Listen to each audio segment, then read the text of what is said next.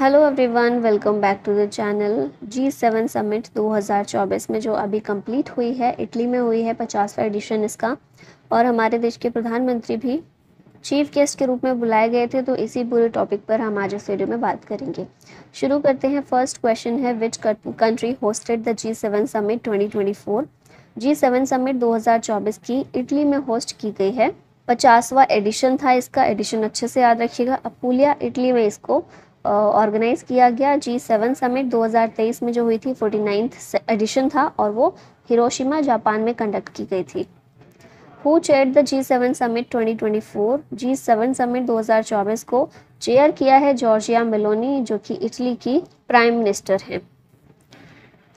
Who was invited from India to participate in the G7 summit 2024। Bharat से G7 summit में participate करने के लिए इनवाइट किया गया हमारे प्रधानमंत्री मोदी को। और प्रधानमंत्री मोदी ने अभी प्रधानमंत्री पद की शपथ ली है। थर्ड टर्म इनका शुरू हुआ है। तो अपनी शपथ के बाद पहला जो विजिट है इनका, ये इटली में ही हुआ है इस G7 समिट के लिए।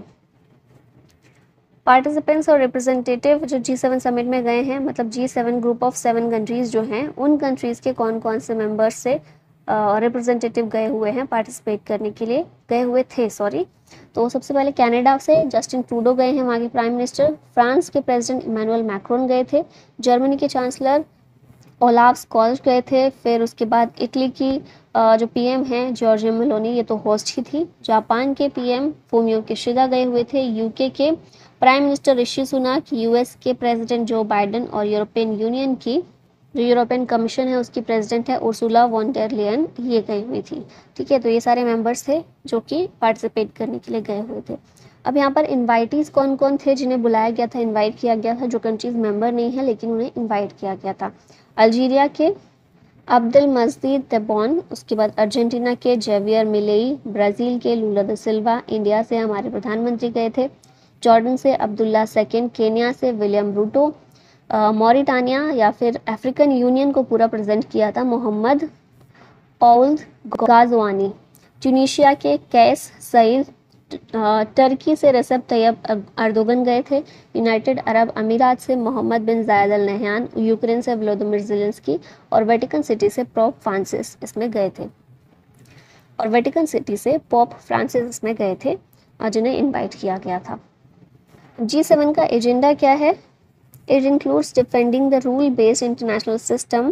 की प्रायोरिटीज की migration, climate change, food security और implication of artificial intelligence for humanity रखा गया था।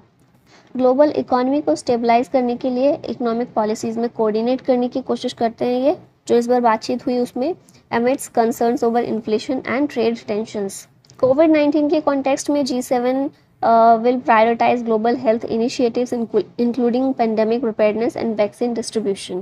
इसके अलावा geopolitical tensions including relations with China and Russia, इनको भी इसमें कवर किया गया, इस समिट में एड्रेस किया गया। अब यहाँ पर आउटकम्स क्या निकल कर आए, तो कुछ ही आउटकम थे जो इंपॉर्टेंट है, याद करने लायक हैं। यहाँ G7 लीडर जो हैं ये अग्री हुए हैं for $50 billion loan for Ukraine. फिर एक ये इनिशिएटिव इंपॉर्टेंट है, partnership for global infrastructure and investment PGI। ये इनिशिएटिव पब्लिक और प्राइवेट कैपिटल के लिए शुरू किया गया है for investments in partner countries. G7 has committed for the first time to phase out unabated coal power generation in energy systems during the first half of 2030s। और Apulia food security initiative, ये एक initiative है जो याद रखना है, to address the structural barriers to food security and nutrition and build more resilient, sustainable and productive agriculture and food systems।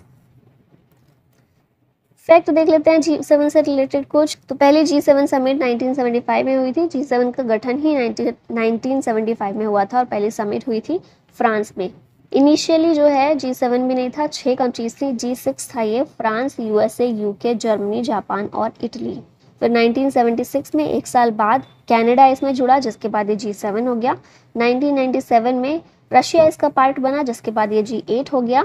लेकिन 2014 में रशिया ने क्रीमिया रीजन जो है यूक्रेन का, उस पर कब्जा कर लिया था, जिसके बाद रशिया की जो इसमें से मेंबरशिप है वो हटा दी गई। ठीक है, इस ग्रुप से रशिया को बाहर कर दिया गया, तो फिर से ये G7 हो गया। यूरोपियन यूनियन जो है ये भी G7 मीटिंग्स में पार्टिसिपेट करता है 1977 से। European Union is jointly represented by the President of the European Council and President of the European Commission. ठीक है, नेक्स्ट यहाँ पर G7 के मेंबर्स कौन कौन से हैं, तो रशिया एक्सपेल कर दिया गया था 2014 में। इसके अलावा हम देखें Japan, Italy, Germany, France, UK, USA और कनाडा। एशिया का सिर्फ जापान एक ही कंट्रीज में शामिल है, बाकी यूरोप की और नॉर्थ अमेरिका की कंट्रीज इसमें शामिल हैं। Who was first Prime Minister of India to participate in the G7 outreach session? तो पहले प्रधानमंत्री जो G7 में शामिल हुए थे अटल बिहारी वाजपेयी थे। ऑप्शन सी करेक्ट है। लास्ट ईयर की कहाँ पर हुई थी समिट, जापान में हुई थी, हमने लिया। और अटल बिहारी वाजपेयी ने 2003 में इसमें ये शामिल हुए थे G7 समिट में। Which Indian Prime Minister has participated the maximum times in the G7 outreach session? तो मनमोहन सिंह के द्वारा मैक्सिमम टाइम्स G7 के सेशन अभी तक इसमें पार्टिसिपेट किया गया है। 5 बार इन्होंने G7 मीटिंग्स में पार्टिसिपेट किया है मनमोहन सिंह ने अभी तक। पीएम मोदी 4 बार अटेंड कर चुके हैं 2019, 21, 22 और 23 में। और 2020 में G7 समिट हुई ही नहीं थी, यूएस में होने वाली थी लेकिन उसे कोविड की वजह से कैंसिल कर दिया गया था। Which country hosted the G7 Summit 2023? Italy, Japan, India, Russia. इसका आंसर आप लोगों को बताना है कमेंट में। और इसी के साथ वीडियो का होता है एंड। Thank you.